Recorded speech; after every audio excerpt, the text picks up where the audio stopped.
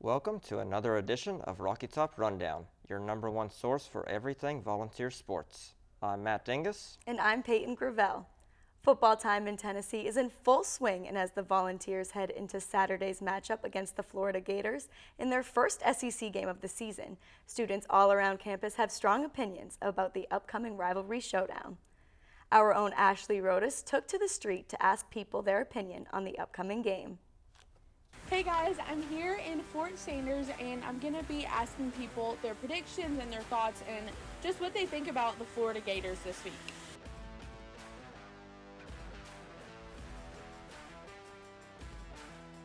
But here I'm with Emmy Hertzke. She lives in the Fort. Emmy, what year are you? I'm a senior. Okay, and do you feel like you are pretty knowledgeable about football? I would say so. Okay. What are your thoughts on the Florida Gators and what are your predictions for this upcoming Saturday? So I don't think the Florida Gators are going to be anything to stress over.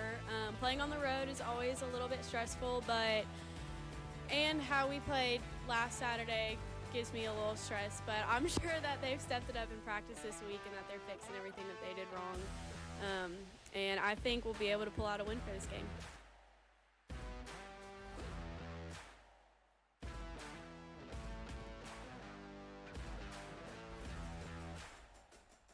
Hey y'all, I'm here with Aubrey Reimer. She also lives in the Fort, and I'm going to be asking her a couple questions about Florida football. Aubrey, what year are you at UT? I'm a sophomore this year. And do you think that you're pretty knowledgeable on football or no? Not really, but I watch games, so. Okay, yeah. So what are your thoughts and predictions for our game on Saturday, and how do you hope that it goes? Of course, I hope we win. But my thoughts and predictions is we might start out a little rocky like normal, but we'll pick it up towards the end.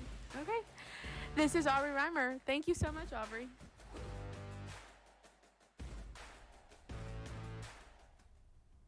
Thanks, Ashley. The Vols are already 2 games into the season and ranked 11th after their win against Austin Peay. However, their performance on Saturday left a lot of fans feeling conflicted after a tougher than expected win. With more on Saturday's game and post-game, we take you now to Andrew Smith at Neyland Stadium. Thanks, guys. Here at Neyland Stadium, it was a 30-13 win for the Tennessee Volunteers over Austin Peay State. Although it was a win, it was not quite the win that UT was looking for against an FCS squad and the Governors. No underclassmen really got much action in this one, but we did see Joe Milton have a nice bounce-back game, struggled early in this one, but ended up having a decent stat line, 21 of 33 for 228 yards and a couple of throwing touchdowns, as well as a rushing touchdown in there as well. Post-game, Josh Heupel talked a lot about the offense needing to find a way to get back in rhythm. There's a combination. There's times where we were pushing it down the field. We were a little bit off. In particular, early in the football game, there's some things situationally where we were off. Joe, wide receiver, combination of both things where we're just not in sync in some critical situations. Third down, we got to be better than we were tonight. You got to be able to sustain drives, and you got to score points in the red zone. Meanwhile, it was the running attack that really showcased themselves well once again for Tennessee. Both Jalen Wright and Jabari Small had 13 carries on the night, both around the 100-yard mark. Wright averaged 9.1 yards a carry and Small 7.3.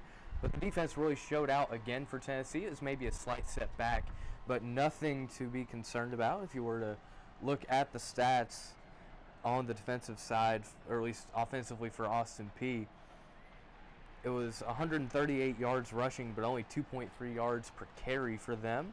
Yet another strong showing from the front seven. One of the areas that we've been intentional in having to address, that's some of the guys that have come in. And, the development of those guys with Coach Garner, Coach Eckler, their ability to affect the game, not just on pressures, but the front four. Next week, Tennessee will be back in action down in Gainesville for the SEC opener against the Florida Gators. We'll have all your coverage here on Rocky Top Rundown. This is Andrew Smith. Thanks, Andrew.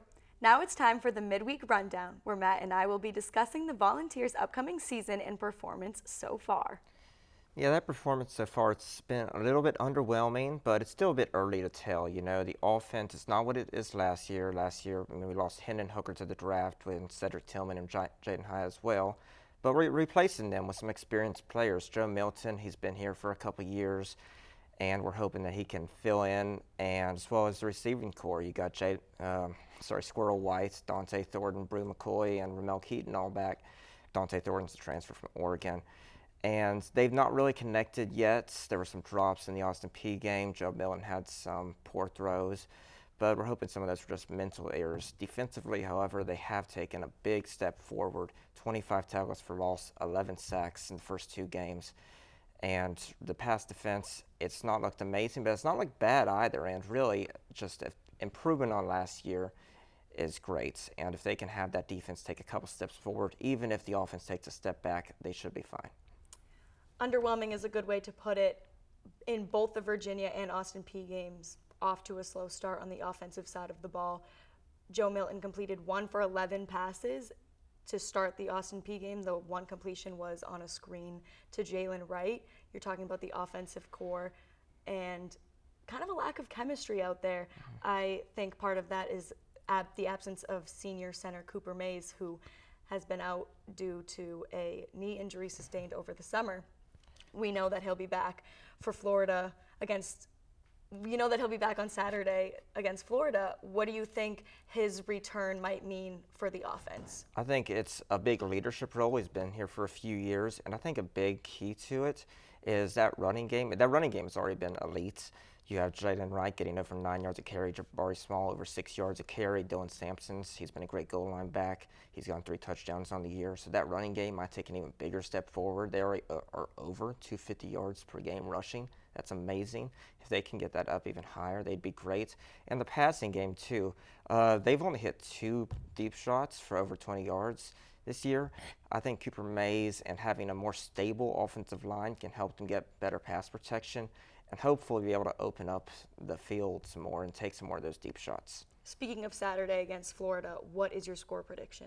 I'm thinking 35-31. I think it's going to be a bit high scoring, back and forth game. I think Florida could jump out early. I wouldn't be surprised. They're going to be playing, it's a night game in the swamp, a lot of rowdy home fans, and really they're backed up against the wall. They lost early on against Utah. So I think they're going to really come out and try to put Tennessee down early. But Josh Heupel, he doesn't flinch. He's going to keep his team in the game. They're going to play the same way all 4 quarters, and I think they pull it out in the end. I'd like to see more from the Vols offense after coming off the Austin Peay game. The lowest scored points in a home win against Coach Heupel.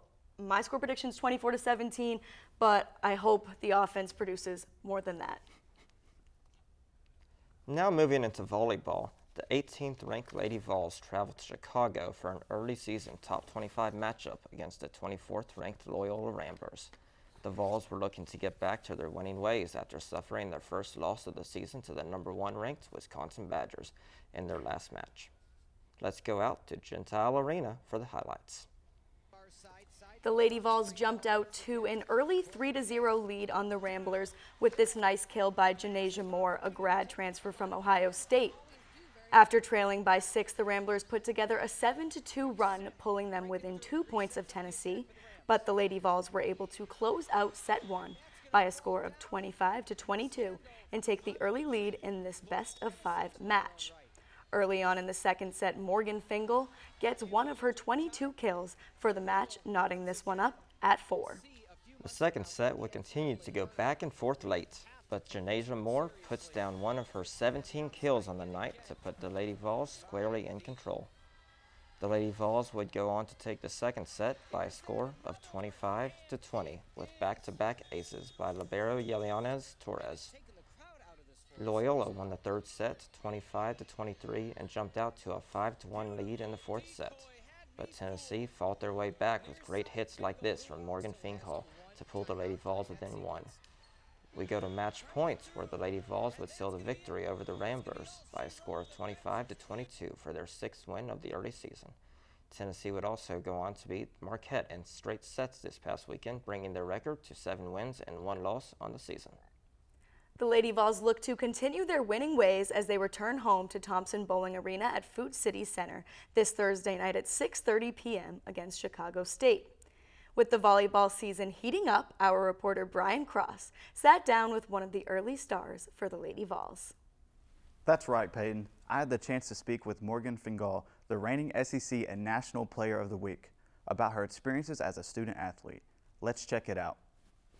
There are many different iconic symbols of the University of Tennessee: Smokey the dog, the color orange, and her very own Morgahn Fingall. During our interview, Morgahn gave me a special look into her favorite part of campus. Actually, my favorite place on campus is right outside the student union, where you're like sitting on the benches and then you can see like the little rock waterfall. That is my favorite place on campus. She then went on to tell me about her passion and future plans. I think what I would want to do if after college is to play pro, so that gives me an opportunity to go overseas. When looking forward to going pro, I then asked if that's her driving motivator to draw in more scouts. So that is definitely the case. The better you do in the college scene, the better offers you will probably get as you transition into pro, seeing as agents are looking at you or as teams are looking at you. But I think one thing that I've had to learn just as maturing as a player is that this is a journey.